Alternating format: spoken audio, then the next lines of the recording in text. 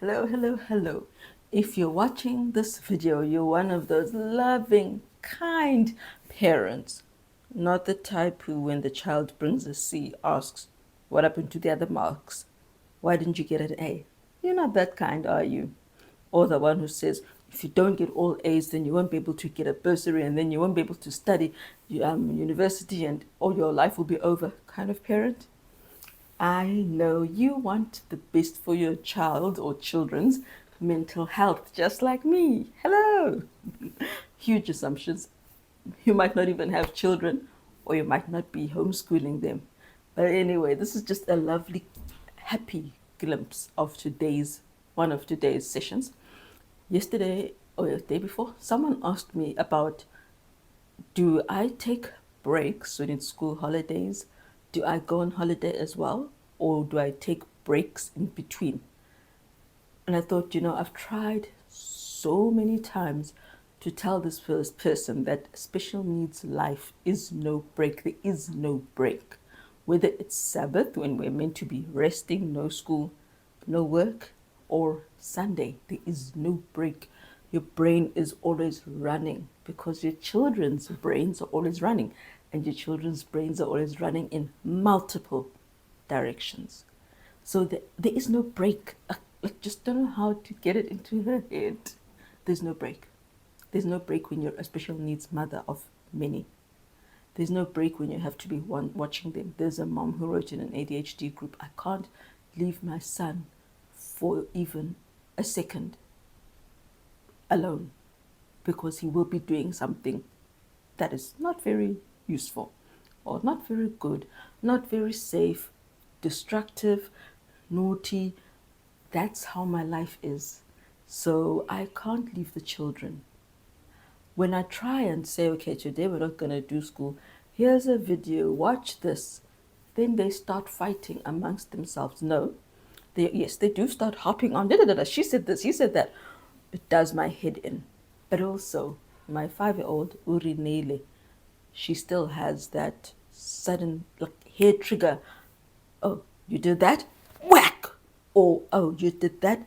Punch. Can you imagine a fist in your eye? Or fist to your eye? That's what she's like to her siblings. So you can't take a break because you have to be, if you come in, at least she remembers, oh, mom is here. I shouldn't act like that. It distracts from whatever emotion is building at the moment. So there is no break. Secondly, I'm not only educating them, but I'm also therapy mom. So therapist work, there is no break. There's so many things that they need help in that every single day I have to do things around those things, around the disorders, be it maths, be it gross motor, be it fine motor, be it visual processing. There's a disorder that needs my help, that needs my reading, that needs my researching, that needs my, okay, how do I turn this into something I here at home can do? That's my life. That is what my life is like. There's no break, ever. I'm constantly on teaching mode because therapy is teaching. So now that I've said that, we did school because I hear it's a school holiday. I don't know that, but it is apparently a school holiday. We don't have such luxuries here because if you're not coordinating every single moment, something bad is happening. Even when you have coordinated a simple exercise, something bad will happen. Just now, I went and I was doing school with my son. And the two girls were painting. That also was a production. Okay, let's get our aprons on. And I'm saying this because it's physically draining on me to do any of this. So we find all the aprons, we find the paint brushes, we find the containers. I send them to find the paint, and then we discuss what they will and will not paint. I go and check, and the hose is running. And no one can tell me why the hose is running and why the water is starting to flow into the play area. We already have a musty smell, probably mold, I don't want to know, from when my other 5-year-old got angry and broke the pool and water gushed in. So, more water? Really? Why? It's the lack of, it's just, there's no why. And because there's no why, you can't predict what's next. If you knew, okay, they only like to constantly make bread, toast, then I can hide the bread, hide the toast, and give it to them at proper hours so that they don't end up saying, my tummy's too sick, I'm too full. That. Or leaving the containers full of peanut butter on the outside, full of honey on the outside, which means ants. So it's better when they're doing it under my guidance, supervision, or I just do it myself. They either need to be supervised or I do it myself. Wow, I've lost track of my train of thought. But so yes, I went out and it's just like that. So there's no break. I guess I was proving that. So yes, I come back in, and one of the vision therapy exercises, there's no break.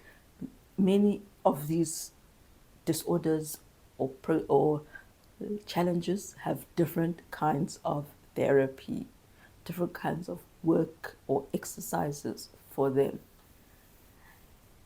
And I did a vision therapy exercise with my son because earlier today, this is now 15:08, 8 minutes past 3 on this lovely Tuesday afternoon. In the morning, we had done proper school with my son. So today, this afternoon, I did some vision therapy work.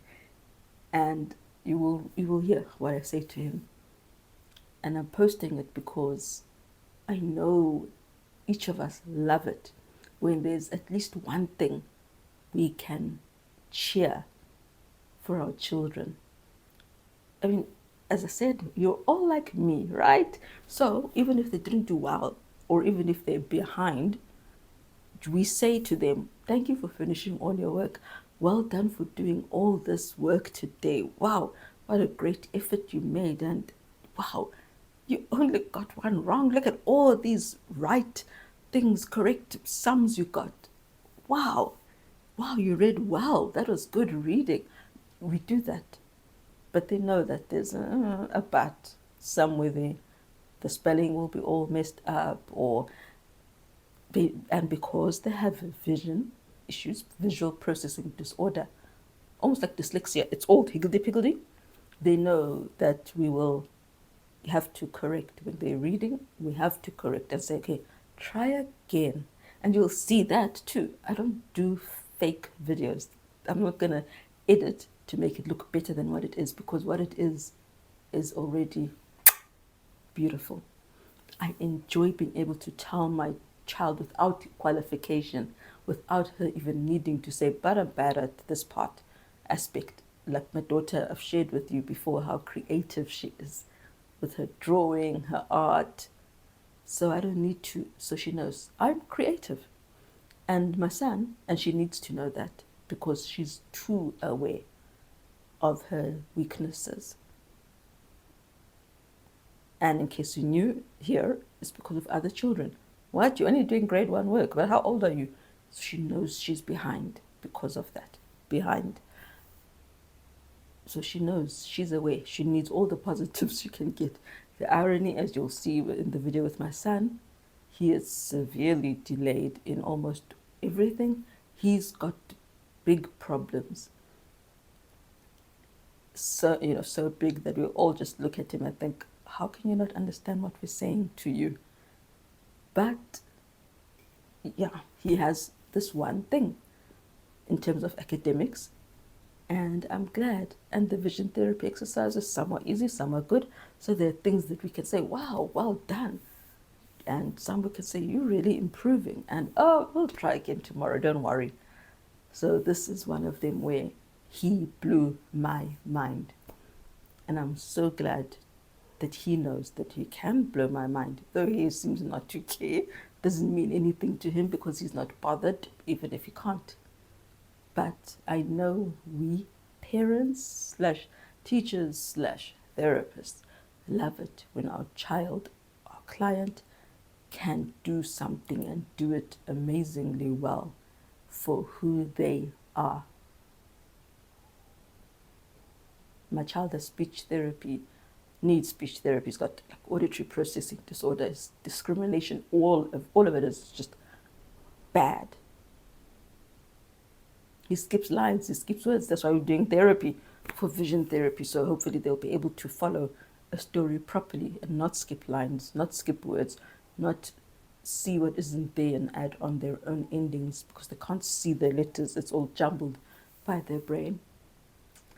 Yeah, I'm so happy that he can do this. It's like so, I mean, my child is at a preschool age. He's doing preschool work. And some of the things he's not understanding. He doesn't understand some of the instructions I give. So this is why this is really amazing to me. I really hope that you too have many amazing moments with your children who have disorders, for whom normal is difficult. Average might be impossible. My children are like in the 9th percentile for this, 6th percentile for that. Average is, they have to be reaching for the stars. So for people like us, I hope you have that kind of moment too with your children. That moment where you can say, wow, and really mean it. Not be encouraging, not because you want them to keep trying, but because you just are feeling wow in your heart. So my girl found a lanyard that had nothing attached to it, and she said, I need my name on it. So she went, got paper, and wrote her name on it. What I wanted to show was the difference between a 5-year-old who does have vision issues, I've noticed with our reading, vision processing issues, compared to her brother who has dysgraphia. The writing is totally different. And one of the things about dysgraphia, or some of the things are, they hold the pencil or pen in a weird position. They hold it very tightly. It's in a position, it's like they're holding the pencil tight, but not correctly.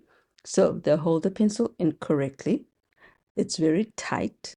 They sit awkwardly, and the writing either doesn't stay on the same line, or it's all different sizes, or it's like my son's. So it is super interesting that he doesn't even notice. That's what I mean. He doesn't see that this doesn't really look like the word Mickey. All right, Mikaya, is this one of your school books or is it someone else's school book? Someone else's. Whose school book is this? Amarissa's. Amarissa's. Even Amarissa has not yet done 105. It's the last book in her grade 1. All right, Mikaya, is your school like this? No. No. Have you ever read this kind of stuff before? No. Okay. This is an example of what he's doing together with the, cutting. So you can see how far we are away from good cutting skills. Let's go ahead. Please start here. And you're wearing a patch on one eye. Is that what you normally do for school? No. Why do you have a patch on your eye? Because we're doing vision exercises. Okay. So we put a lens in front of one eye, like this, to cover it, and then I make him take it away. I take it away myself, and then he reads the line, and then we read it with the lens. This is a +3 lens. But more importantly, I was shocked. My son, we haven't begun reading, and these are all words that are new to him. He has never been shown these words. But read. Go ahead. God loves you. He takes care of you. He listens when you pray. And when you help you. Autism. Not autism. Vision therapy.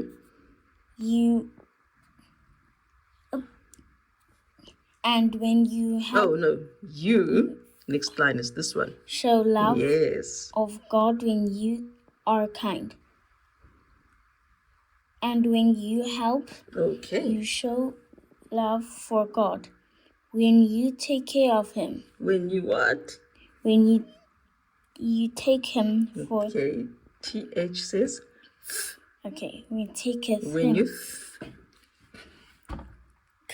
You. So that says. Think him. Where was that vowel? Oh, when you thank him for sending Jesus. Exactly. New words. You did very well for a boy who's got global developmental delay and dyslexia, vision processing, that makes you miss out lines, makes you miss out words as part of your disorder. You did very well. First time reading words like this. We were only beginning things like in and cat and bug.